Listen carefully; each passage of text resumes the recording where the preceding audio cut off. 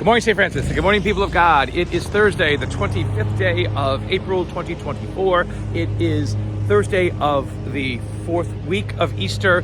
It is the 26th day of the Easter season, but also today we celebrate one of the great saints of the Easter season. It is the feast of St. Mark the Evangelist. And so we honor him. We depart from the readings that usually we would hear on the fourth Thursday, or the Thursday, the fourth week of Easter, and we have special readings to honor St. Mark.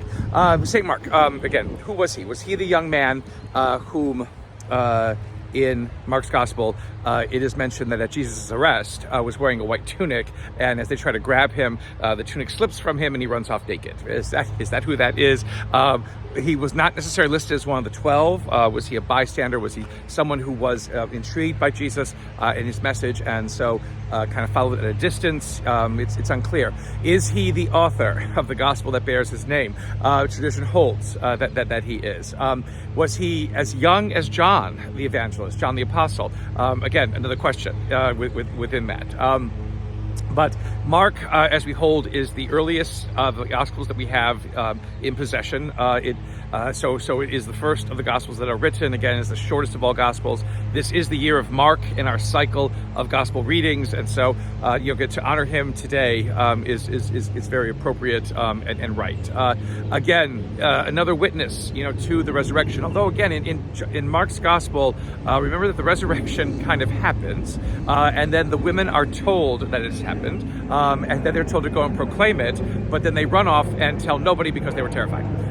It's always a bad kind of way to begin the proclamation of Christ's resurrection, by being afraid and not telling anybody about it. And so extra chapters are then written in to the Gospel of Mark to kind of clear up this mess of the truth, it seems, of what actually seems to have happened on that Easter morning. Again, so inconsistent, so bizarre, so weird. Again, it's like that if the women never told anybody that Jesus was risen, nobody would know.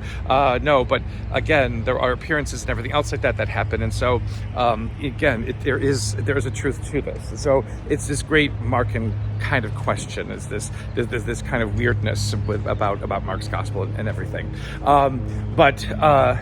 So today, well, in the first reading, we have the letter to the first letter of St. Peter, and in it, different people are mentioned. Again, it's an encouraging letter about making sure that the devil isn't going to steal your souls or devour your souls because of your lack of faith, your distrust in the message, and things like that.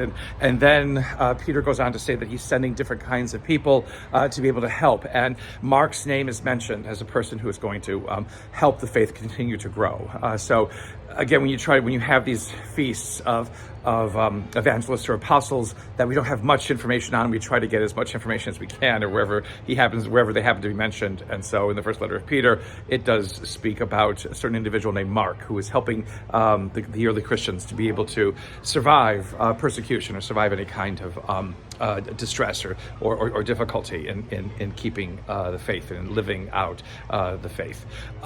In the Gospel, we have Mark, and it's again appropriate to have Mark's Gospel proclaimed on his feast day, but this is from the extra chapters that are written. So, and again, it's always a very interesting kind of thing. If the original ending of Mark's Gospel is that the women who are witnesses to the empty tomb go away afraid and tell nobody about it, well, the extra chapters are going to go to greater lengths to show what wondrous possibilities are now in store for us because Christ is risen. And so this is the passage where Jesus is on the mountaintop and he's going to ascend to the Father, and basically he tells the apostles fantastic things they're going to be able to do as they begin to proclaim the message in his name. And so, drink deadly poison, handle serpents. And again, that makes people think that they could do that, and most of them die. So it's like, again, it's a very perplexing kind of situation to deal with when we're dealing with St. Mark and we're dealing with Mark's Gospel. But again, it shows that in many ways, what happens, with the resurrection and the appearances that follow is not a straight line of everybody disbelieving and coming to belief. It's kind of this back and forth, this up and down stories that kind of ladle on top of each other again and again. People saying this, people saying that. This is what I've heard. This is what I've seen. This is what I've been told. All these kinds of conflicting and not maybe contradictory, but also different versions of what is going on, with the early Christians, and the fact that this man who was dead is now raised. Again, it's the wonder and the glory, again, of how God befuddles our minds, and how God basically, takes the world as a parable and turns it on its head with resurrection, and it disorients everyone and everything. And that is where glory is found, in the disorienting, in the shaking up, in the not taking things for granted any longer. That is the beauty and wonder of resurrection in our lives, that we again are called to embrace. What is turned upside down in our lives, what needs to be turned upside down in our lives, and what kind of joy and wonder can we find when that occurs? A continued blessed Easter, St. Francis and people of God. May the Lord give you his peace.